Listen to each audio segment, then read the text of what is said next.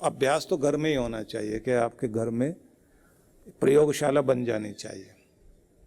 वो प्रयोगशाला होनी चाहिए कि जिससे आप पूरी दुनिया से अपना संबंध जोड़ सकें। तो एक आसन आपका, एक आचमन पात्र।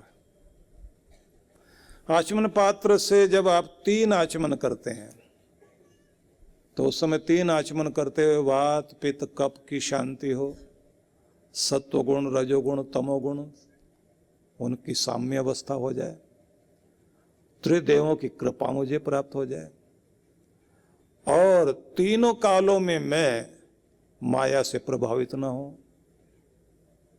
और फिर साथ में ये कहा जाता है कि इस समय मैं इस आचमन के द्वारा स्वयं को शांत करते हुए त्रितापों की मुक्ति के लिए दैहिक दैविक भौतिक ताप उनकी शांति की कामना करता हूँ।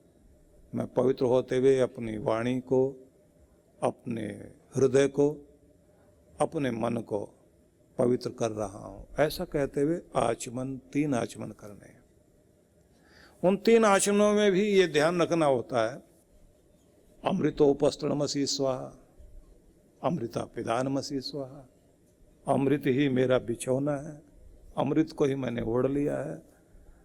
सत्यम यश श्रीर्मयी शीशयताम, मैं सत्य की प्राप्ति के लिए, और जिसका नाम दुनिया में सबसे बड़ा है, यस्य नाम महद यशः, जिसका नाम दुनिया में सबसे बड़ा, वेदों में कहा है, जिसका यश दुनिया में सबसे ऊंचा, जो सर्वोपरि है, मैं उसको स्मरण करने के लिए उसके आसन पर बैठने चला हूं। तो 3 आचमन, 3 आचमन करने के बाद फिर माला का शोधन। माला हाथ में ली ना, तो माला के सुमेरु में आपने 2 बूंद जल डाला और उसके 108 मनकों को देखा। 27 नक्षत्र हैं आसमान में, सूर्य जो सूरज के चारों तरफ है ना, तो उनमें 4 दिशाएं, वो 27 नक्षत्र अपना कार्य कर रहे हैं और दैवी शक्ति चारों तरफ ब्रह्मांड में फैली हुई है। तो 27 को 4 से गुणा करिए आप, कितना आता है? 108। तो वो 108 मन के 27 नक्षत्रों की परिक्रमा करते करते, चारों तरफ घूमते घूमते देव शक्तियों को अपनी तरफ खींचने के लिए तैयारी की जाती है। और कहा जाता है कि ब्रह्मरंध्र पर शावर की तरह से अद्भुत ऊर्जा पड़ेगी। तो बहुत लोग ये मानते हैं या तो वहाँ पर शिखा गौ के खुर के बराबर होनी चाहिए, नहीं पर यहाँ पर कोई कपड़ा रख लेना चाहिए, ढक के बैठना चाहिए, नहीं तो इतना प्रभाव सह नहीं सकोगे। तो इसीलिए ये सारा सिर ढकने की परंपरा चल पड़ी। मंदिर में जाते हैं ना लोग, सिर पे कपड़ा रख लेते हैं।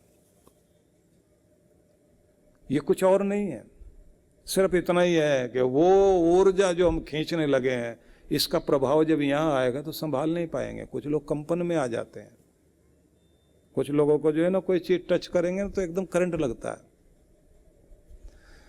तो वो जो माला के संबंध में बताएंगे, आपको बहुत अच्छे से बताएंगे कि ये 108 क्यों, लेकिन इस समय सार सुना रहा हूं और वो आज ही सुनाना है, क्योंकि फिर तो हम कथा, तो कहा गया है कि उसके बाद आपको चाहिए कि आप अपने को पवित्र करके, तो बाहर के पवित्र जल में स्नान करना। अपाम मध्य तस्थिवांस तृष्णाभिजरितारम, ऐसा वेदों में उपदेश है। मैं जलों के बीच खड़ा हुआ हूँ, तृष्णाभिजरितारम, पर प्यास से जला जा रहा हूँ। चारों तरफ परमात्मा तेरा आनंद बिखरा हुआ है, लेकिन फिर भी मेरे जीवन में शांति क्यों नहीं है। मृडय सुख क्षत्र मृडय, बचाने वाले परमात्मा, जब तक तू सुखी नहीं करेगा तो कोई भी सुखी हो नहीं सकता। इसलिए तू अपना अमृत जल मुझे दे कि जिससे मैं शांत हो सकूं और सुखी हो सके। बड़ी प्यारी प्रार्थना है वेदों की, क्योंकि वेदों तक लोग पहुंच नहीं पाते। वो ये सोचते हैं कि वहां पर कोई इंद्र विंद्र की प्रार्थना है, वरुण की प्रार्थना है कि हमारे खेतों में जल बरसा देना, हमारे पशुओं को ऐसे कर देना वैसे कर देना। ऐसा कुछ नहीं है। हम लोग वो अर्थ समझ नहीं पाए। हाँ, जर्मनी वाले लोगों ने, जो जर्मन लोग हैं, उन्होंने वेदों पर काम किया। साइंटिस्ट वहाँ पहले शुरू में बहुत बड़ा काम करते रहे, फिर जब हिटलर आ गया फिर वहाँ से भागे, अमेरिका ने संभाल लिया। अमेरिका ने संभाल लिया तो उसको पता लग गया दूसरे विश्व युद्ध के बाद सारा यूरोप प्रभावित हो रहा था। अमेरिका उस समय अपने आप चीज़ें बनवा रहा, साइंटिस्ट लोग खड़े कर लिए अपने साथ में, और नई नई चीज़ें बनाना, कपड़ा बनाना, सुई बनाना, मशीनें बनाना, इसमें इतना लग गया कि अमेरिका का दबदबा होने लगा, पूरी दुनिया का ब्रेन खरीद लिया। अभी तक वो दादाजी बना हुआ है, उसकी दादागिरी जारी है। और जो सबके परदादा थे वो इंडियन लोग, वो सीधेपन में उन पर कब्जा कर लिया दूसरों ने। खैबर दर्रा पार करके कुछ घुड़सवार आते रहे और हिंदुस्तान पर कब्जा जमाते रहे। हम सीधे साधे लोग मुकाबला नहीं कर पाए। सार में हम आपको फिर आगे सुनाना चाहता हूँ कि हमारी शक्ति तो अद्भुत रही है, लेकिन हम लोगों ने जागरण प्राप्त नहीं किया, अपने आप को ऊपर उठाने के लिए कार्य नहीं किया। तो कहते हैं कि हर एक व्यक्ति को जल से अपना शोधन करने के साथ आंतरिक शांति के लिए कार्य करना चाहिए। मतलब क्या हुआ? कुंभ में जाकर डुबकी लगा के जरूर आइए, लेकिन वहाँ एक गंगा और होती है। एक तो ज्ञान गंगा, गुरु की ज्ञान गंगा में स्नान करना है, लेकिन एक आंतरिक गंगा है, प्रायश्चित की गंगा में अगर डुबकी लगा लोगे और अपना पाप धो लोगे और नए सिरे से जिंदगी शुरू करने का संकल्प कर लोगे तो तीर्थ आपका पूरा हो गया। ये ध्यान रख लीजिए। तो आगे कहा है कि बस ऐसे स्थान पे बैठना जहां किसी तरह का कोई शोर ना हो, मतलब एक शोर बाहर, पहले तो वो शांत होना चाहिए। इसलिए जिस समय में कम से कम शोर होता है उस समय को चुना गया साधना के लिए। सुबह बाहर का शोर बंद करने के बाद फिर कहा जाता अब अंदर शोर चलेगा, आंखें बंद करते ही उसे भी शांत करो। बाहर शांति, अंदर मौन, दोनों का मेल हो जाए, अब परमात्मा के धाम की निकटता शुरू होगी। आगे फिर लिखा अभ्यासेन मनसा शुद्धम त्रिवृत्त ब्रह्माक्षरम परम मनो यच्छेत जिस्वासो ब्रह्म जी विस्मरण। तुम उस समय शुद्ध स्थान में पवित्र मन से 3 मात्राओं से युक्त पवित्र प्रणव का, ओंकार का जाप करने के लिए अपने प्राण को, श्वास को वश में करते हुए फिर वहाँ जाकर बैठकर ओंकार से यात्रा शुरू करना। ये मैं अपनी तरफ से नहीं बता रहा, ये भागवत पुराण की ही का सार बता रहा हूँ।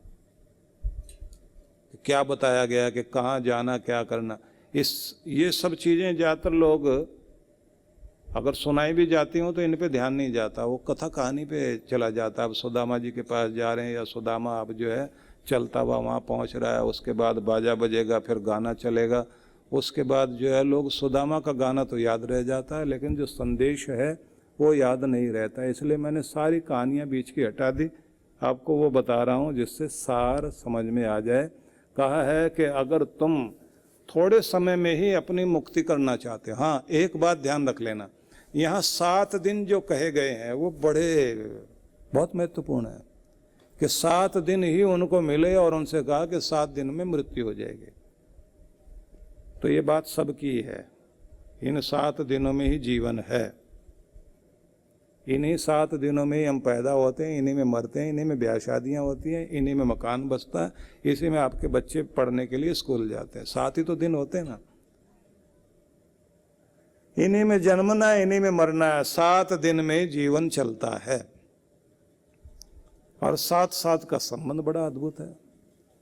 7 दिनों में जिंदगी और 7 स्वरों में संगीत, और 7 लोक माने गए हमारी आध्यात्मिक यात्रा के।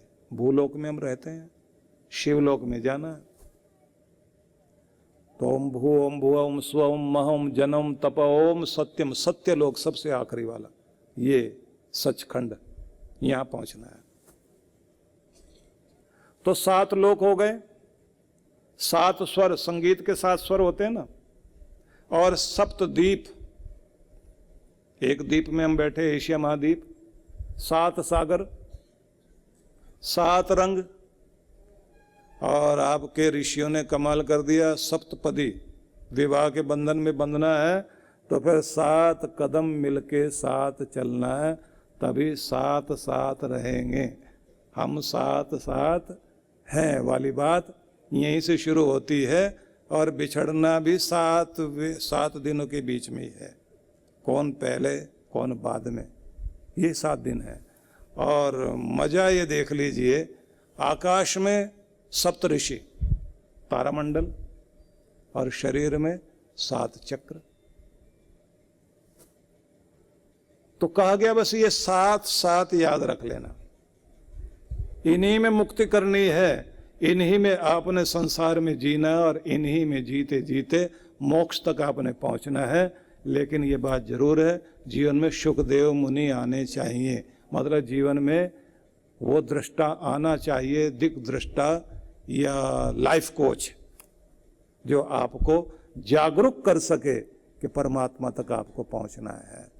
तो बताया गया कि फिर आप आसन पर बैठ जाइए, आसन पर बैठकर शुद्ध मन से पवित्र 3 मात्राओं वाला अभ्यासेन मनसा शुद्धम, मन से अभ्यास से मन को शुद्ध करते हुए त्रिवृत्त ब्रह्माक्षरम परम, ये 3 मात्राओं वाला जो अक्षर ब्रह्म है ओंकार, इससे अपने यात्रा शुरू करे।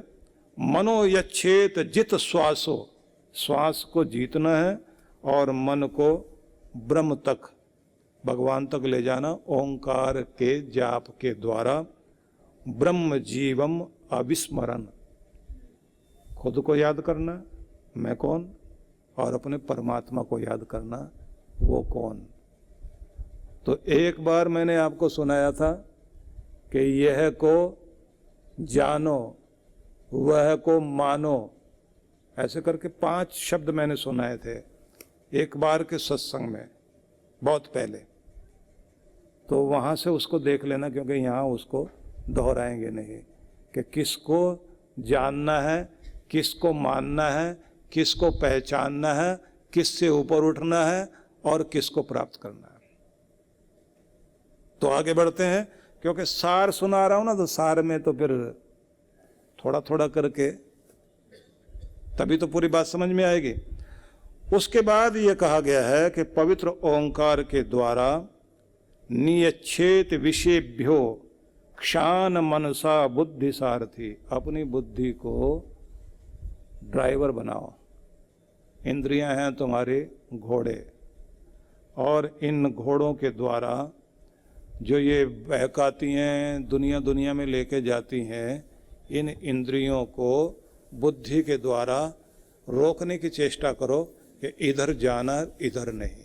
मतलब ये हुआ कि तुम्हारे मन को भटकाने का काम तुम्हारी इंद्रियां करती हैं। आँख रूप देखना चाहती हैं, कान शब्द रस सुनना चाहते हैं, जीभ बहुत स्वाद चखना चाहती है, और नाक सुगंध की तरफ भाग रही है, और त्वचा जो है वो अपने मोहक स्पर्श के लिए पागल है, कि ये सब के सब अलग अलग दिशाओं में दौड़ रहे हैं। जब गीता आप सुनोगे तो उसमें बड़ा सुंदर ढंग से समझाया है कि जैसे नदियाँ समुद्र में आकर मिल जाती हैं लेकिन समुद्र शांत, ऐसे तुमने अपने आप को शांत करना है। और कहा कि तुम्हारे अंदर समुद्र है, तुम्हारे अंदर ही नदियां हैं, कि ये 5 नदियां चलती हैं तुम्हारे समुद्र से मिलने के लिए। ये कान भी नदी है, नाक भी नदी है, ये शब्द लेकर आ रहा है, बहुत ज्वार लेकर आते हैं ये। इन सारी नदियों को एक जगह मिला देना सागर में, परमात्मा में। जैसे तुम्हारे सागर में नदियां आकर मिल जाए ना, तो वो वैसे ही शांत रहता है। ऐसे तुमने सीखना है कि तुम्हारी इंद्रियां कुछ भी तुम्हें विचलित करती हो, लेकिन तुम्हारी शांति को भंग न कर सके। कृष्ण भगवान ने उपदेश दिया, बड़ा अद्भुत संदेश है कि उस तरह से अपने आप को अपने मालिक बन जाओ कि दुनिया की कोई भी चीज तुम्हें विचलित ना कर सके। वो सब पर हम लोग जाएंगे, लेकिन यहाँ मैं थोड़ी थोड़ी कुछ बात आपको और बता देना चाहता हूं, जिस पर आप लोग बहुत अच्छे से ध्यान देंगे। एक, ओंकार के द्वारा आप अपनी साधना को आगे बढ़ाया करें, ये बताया है। तो ओंकार के 3 अक्षर, 3 अक्षर अ, उ, म। तो ये 3 अक्षर कौन से हैं? अ और म कहते हैं ये वो अक्षर हैं जो इस दुनिया की आदि ध्वनि है, प्रारंभिक ध्वनि है। इससे सारी ध्वनियाँ बनी, और ये वो ध्वनियाँ हैं जिसको बोलने के लिए किसी भी व्यक्ति को कहीं संकट नहीं है। गूंगा भी बोलता आ ऊ बोलता है ना। जैसे आपके टेलीविजन की पिक्चर ट्यूब में 3 रंग होते हैं और उसी से सारे रंग आ जाते हैं, पूरी फिल्म देखते हैं आप उसी से। बस इन 3 से ही पूरी फिल्म बन रही पूरे संसार की। ये 3 ही अक्षर हैं जिसमें पूरा संसार समाया हुआ है। और कहते हैं इन तीनों का अद्भुत प्रयोग है। एक नाभि पर असर करता है, क्योंकि जैसे माँ ने अपने गर्भ में रखकर बच्चे को पाला और तुम्हारी नाल भी इस नाभि से जुड़ी हुई थी, तो पहले अक्षर की वाइब्रेशन आपकी नाभि में होगी, दूसरे की हृदय में होगी क्योंकि यहाँ पालनहारा बैठा हुआ विष्णु, और तीसरे की वाइब्रेशन आपके आज्ञा चक्र से सिर तक होगी क्योंकि यहाँ पर रुद्र बैठा हुआ है।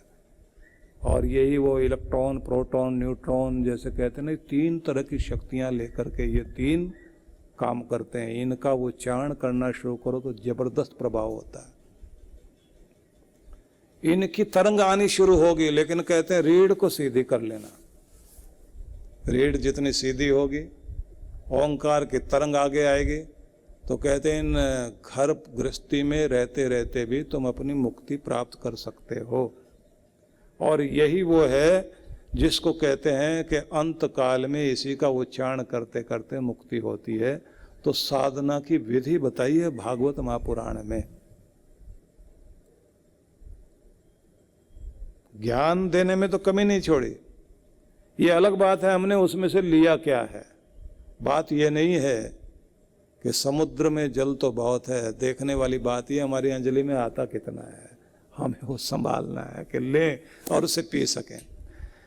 लेकिन आपको मैं एक निवेदन और करना चाहता हूं कि भागवत पुराण से अगर हम ये संदेश लेकर आगे बढ़ते हैं तो हमें एक बात याद रखनी चाहिए कि 7 दिनों की ये जिंदगी, इसे कीमती बनाना है। और ये बनेगी तब जब एक अनुशासन जिंदगी में आ जाए। वो अनुशासन ये है कि आप अपने 24 घंटों को इस तरह से संभाल लीजिए कि आपका जो समय परमात्मा को देने के लिए निश्चित करें, उतने समय में आप जाग सकें और अपने शरीर को इस लायक बना सकें कि साधना कर सकें।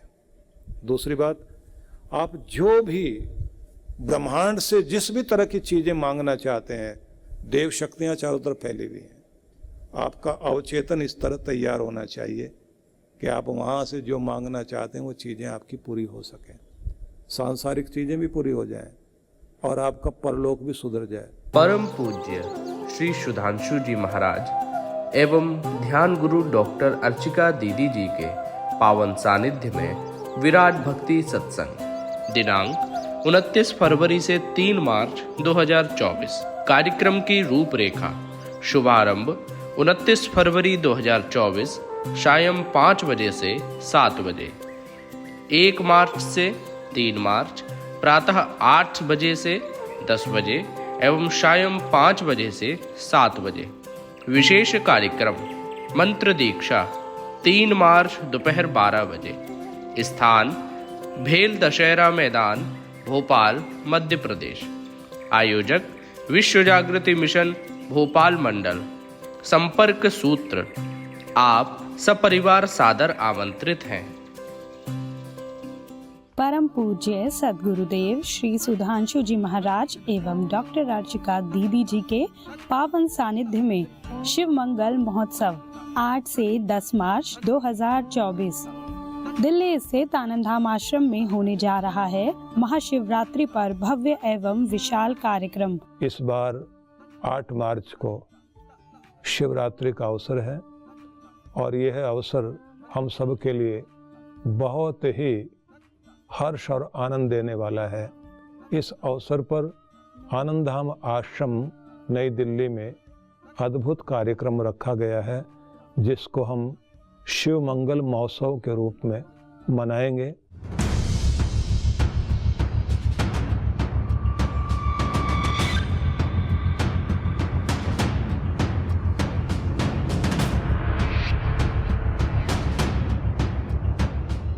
जिसमें भगवान शिव की विशेष कृपा प्राप्त करने के लिए होगा शिव ध्यान, घूम रहा है जो पार्थिव शिवलिंगों के साथ रुद्राभिषेक, महारुद्र यज्ञ एवं महाआरती। आप सभी इस कार्यक्रम में सादर आमंत्रित हैं। पंजीकरण एवं अधिक जानकारी के लिए संपर्क करें।